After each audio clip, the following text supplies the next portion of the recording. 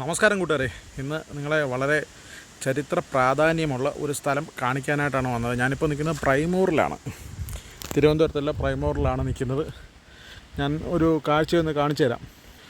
ഇത് കണ്ടോ, ഇതാണ് ഈ ബംഗ്ലാവിലോട്ട് കയറിപ്പോകാനുള്ള വഴിയാണ് കേട്ടോ, ഗേറ്റ്. ഇത് ഇവിടെ സ്റ്റെപ്പ് വഴിയും കയറിപ്പോകാം. ഞാൻ നിങ്ങളൊരു കാഴ്ച കാണിച്ചത് കണ്ടോ, അതിഭീമാകാരമായിട്ടുള്ള രണ്ട് ഈട്ടിത്തടികൾ ഇവിടെ നിൽപ്പുണ്ട്. ഇതിൻ്റെ നമ്മുടെ ആനക്കൊമ്പ് ചില വീട്ടിൽ വെക്കത്തില്ലേ, അതുപോലെ അതിഭീമാകാരമായിട്ടുള്ള ഒരു രണ്ട് ഈട്ടിത്തടികളാണ് നമ്മളിവിടെ സ്വാഗതം ചെയ്യുന്നത്. ഈട്ടി തന്നെയാണോ ഒരു ഡൗട്ടുണ്ട്, പ്രേക്ഷകർ കമൻറ്റ് ചെയ്യുക. ഇങ്ങനെയാണ് ഈ സ്റ്റെപ്പ് കയറിയാണ് അതിനിഗൂഢമായ ഈ ഒരു ബംഗ്ലാവിലേക്ക് കയറിപ്പോകുന്നത്. നിഗൂഢതകളുടെ പറുദീസയാണ് ഈ ഒരു ബംഗ്ലാവ്. ഒന്ന് കയറിപ്പോവാം. ഒരുപാട് നിഗൂഢതകൾ നിറഞ്ഞ ആ ബംഗ്ലാവിലേക്ക് നമ്മൾ പടിക്കെട്ടുകൾ കടന്ന് കയറി ചെല്ലുകയാണ്. യാതൊരുവിധ മനുഷ്യൻ്റെ അനക്കവുമില്ല. പകൽവെട്ടം ഉണ്ട് എന്ന് മാത്രമാണ് ഇവിടുത്തെ ഒരു ആശ്വാസം. ചുറ്റും കരടിയും ആനകളും കാട്ടുപോത്തും വിഹരിക്കുന്ന കൊടുങ്കാടിന് നടുവിൽ എങ്ങനെയാണ് ഈ ഒരു കൊട്ടാരം ഇവിടെ ബ്രിട്ടീഷുകാർ പണിതത് എന്ന് നമ്മളെ അത്ഭുതപ്പെടുത്തുന്ന ഒന്ന് തന്നെയാണ്. അമ്പരപ്പിക്കുന്ന അല്ലെങ്കിൽ പേടിപ്പിക്കുന്ന ചീവീടുകളുടെ ആ ഒരു കാനനത്തിൻ്റെ സൗണ്ട് നമ്മെ പേടിപ്പിക്കും. എന്തായാലും ധൈര്യമുള്ളവർക്ക് മാത്രം ഈ വീഡിയോ കാണുക. ഒരുപാട് പടിക്കെട്ടുകൾ കയറി നമ്മൾ അകത്തേക്ക് ചെല്ലുമ്പോൾ കാണുന്നത് അതിവിശാലമായ മുഴുവൻ കണ്ണാടികളോട് കൂടിയ വലിയ ജനലുകൾ ഉള്ള ഒരു വലിയ കെട്ടിടമാണ്. സായിപ്പ് 1880 പണി കഴിപ്പിച്ച ബംഗ്ലാവാണ്.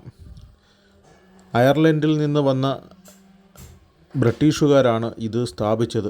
ഇത്രയധികം കൊടും വനത്തിൽ എങ്ങനെ ഈ നിർമ്മാണ സാമഗ്രികൾ ഒക്കെ ഈ കാലഘട്ടത്തിൽ ഇവിടെ എത്തിച്ചു എന്നത് നമുക്ക് ചിന്തിക്കാൻ കഴിയുന്നതിലും അപ്പുറമുള്ള കാര്യമാണ്. മാത്രമല്ല, ഇത്രയും നൂറ്റാണ്ടുകൾ കഴിഞ്ഞിട്ടും ഈ ഒരു കെട്ടിടത്തിന് പറയത്തക്ക കേടുപാടുകൾ ഒന്നും തന്നെ ഇല്ല എന്നുള്ളതും നമ്മളെ അത്ഭുതപ്പെടുത്തുന്ന കാര്യങ്ങൾ തന്നെയാണ്.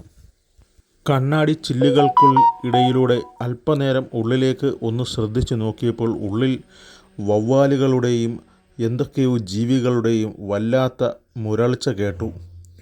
ആ കെട്ടിടത്തിന് ചുറ്റുമൊന്ന് കറങ്ങിയപ്പോൾ പുരാതനമായ കാലഘട്ടത്തിൽ അന്ന് ബ്രിട്ടീഷുകാർക്കുള്ള സേവകർക്കുള്ള കെട്ടിടവും മറ്റും കണ്ടു.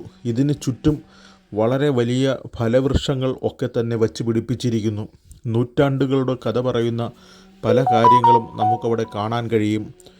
ധൈര്യസമേതം ഇതിനുള്ളിലേക്ക് കണ്ണാടിയിലൂടെ ഒന്ന് നോക്കിയാൽ ഒരുപാട് ഫർണിച്ചറുകളും ആ കാലഘട്ടത്തിലുണ്ടായിരുന്ന കാര്യങ്ങൾ ഒക്കെ തന്നെ അവിടെയുണ്ട്. ഇതിനുള്ളിൽ 10 മുറികളാണ് ഉള്ളത്, 3 ടോയ്ലറ്റുകൾ.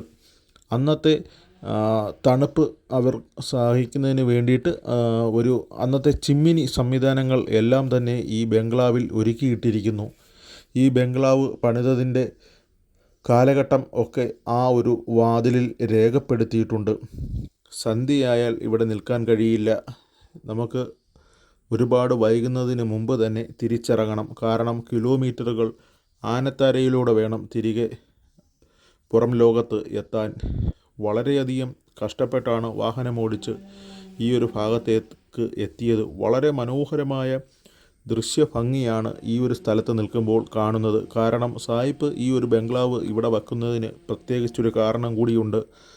ഇതിന് ചുറ്റും മുമ്പ് ഉണ്ടായിരുന്നത് വലിയ തേയിലത്തോട്ടം ആയിരുന്നു. തേയിലത്തോട്ടത്തിൽ നടക്കുന്ന കാര്യങ്ങൾ ഒക്കെ തന്നെ ഈ ഒരു ഭാഗത്ത് നിന്നാൽ സായിപ്പിന് കാണാൻ കഴിയുമായിരുന്നു. ആ ഒരൊറ്റ ഉദ്ദേശത്തിലായിരുന്നു ബംഗ്ലാവ് ഇവിടെ തന്നെ സ്ഥാപിച്ചത്. ഇതിൻ്റെ ഏറ്റവും അടിവാരത്തിലാണ് ഇന്ത്യയിലെ തന്നെ ഏറ്റവും പഴക്കമേറിയ ബ്രൈമൂർ ടീ ഫാക്ടറി ഉണ്ടായിരുന്നത്. അത് നമ്മൾ മുമ്പേ നിങ്ങളെ വീഡിയോയിൽ കാണിച്ചതാണ്. വൈദ്യുതിയുടെ സഹായമില്ലാതെ പ്രവർത്തിക്കുന്ന ടീ ഫാക്ടറി. അവിടുത്തെ മിഷനറികളെല്ലാം തന്നെ അയർലൻഡിൽ നിന്ന് കൊണ്ടുവന്നതാണ്. എൻ്റെ കൂടെ ഒരു സുഹൃത്തു കൂടി ഉണ്ടായിരുന്നത് കൊണ്ട് വലിയ ഭയമില്ലാതെ ഇതൊക്കെ കണ്ടിറങ്ങി.